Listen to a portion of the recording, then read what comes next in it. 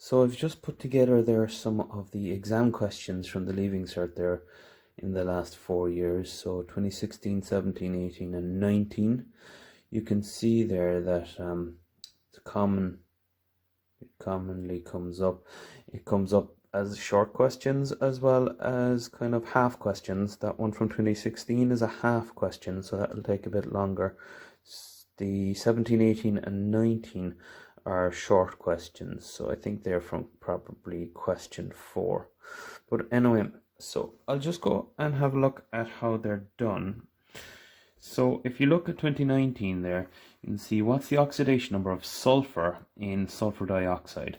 So how I would do that is I'd write it down, SO2, sulfur dioxide. Oxygen has an oxidation number -2, and sulfur therefore has an oxidation number of +4 because it has to add up to 0 because it's a compound and there is no charge on this. So quite straightforward. And in part 2, the sulfur in the sulfate ion, SO4 2-. So oxygen has an oxidation number of -2. The whole thing adds up to -2. So that 4 minus 2's gives us -8. So that must mean that the sulfur is +6. You can kind of do something like this where you'd kind of say 1x, which is the sulfur, plus 4 minus 2's will give you -2, and then you work out for x. So you'd get x is equal to -2 plus 8, which gives you the 6. But it's not a terribly difficult calculation anyway, so I'm sure you could probably work that out there. Anyway, so that's 2019. Very short question. 3 marks each, I would imagine.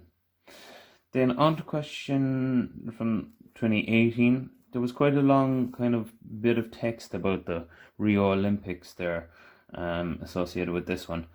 But at the end of the day, this is what they were looking for. They were looking for you to do the oxidation numbers and to find out which one's the reducing agent and which one is the oxidizing agent. So you need to look at the oxidation numbers for that. So in a question like this, I'd always start with the easiest ones, assigning the oxidation numbers. So that's +1 and that's -1.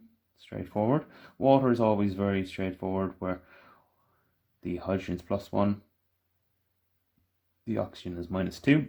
This one here is a compound, so the oxygen here is 0. Then coming back over here, these two actually are exceptions. This one's a peroxide, so the oxygen doesn't have -2 in this case. The hydrogen's still +1, but the oxygen is -1. So that adds up then. The peroxides are one of the exceptions to the rule that oxygen's always -2. Similarly here, the halogen, chlorine, should be -1, but the exception is if it's bonded to something that's more electronegative, and oxygen is. So in this case, sodium still +1, oxygen still -2, but the chlorine ends up being +1. So that's an exception to the usual case where the halogens are all -1. Except when you're looking at fluorine here in the next question, where fluorine is the most electronegative, so that's always going to be -1. So once we've assigned the oxidation numbers, we can then look at what changes from going from one side to the other. So if we look at the chlorine changes there, and the other thing that changes is the oxygen here. So if you look at the chlorine, it goes from +1 to -1. And what I like to do for that is I like to write down first what happens. That's a -2 is what's happening. It's going down, the oxidation number is going down by 2. And if it's going down, it's gaining electrons. It's a gain of 2 electrons. And we know already that oxidation is loss, reduction is gain. So this is regain of 2 electrons, and that is reduction. Then conversely, if we're looking at the oxygen, what happens? The number, first of all, the number increases by 1. Each oxygen increases by 1. So each oxygen, therefore, loss of 1 electron. And we know that loss is oxidation. Now, you didn't need to go too much further than this, other than to say that if this is oxidation, if this is being oxidized, then this guy is the reducing agent.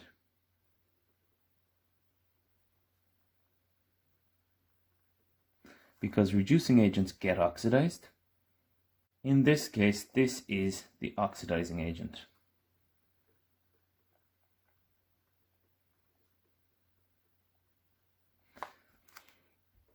So that completes the 2018 question. The H2O2 is oxidized, so it's the reducing agent. The sodium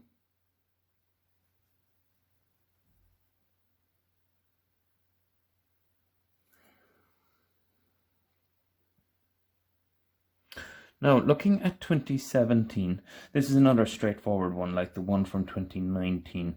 So if we're looking at the oxidation number for oxygen, NOF2, well, first of all, I will write down OF2, and remember the rule that fluorine is always -1 because it's the most electronegative.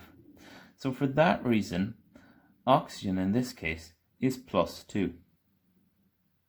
If we're looking at part 2 of this, we're looking at xenon fluoride, and again, fluorine is always -1, which means xenon is +4. 3 marks each, straightforward.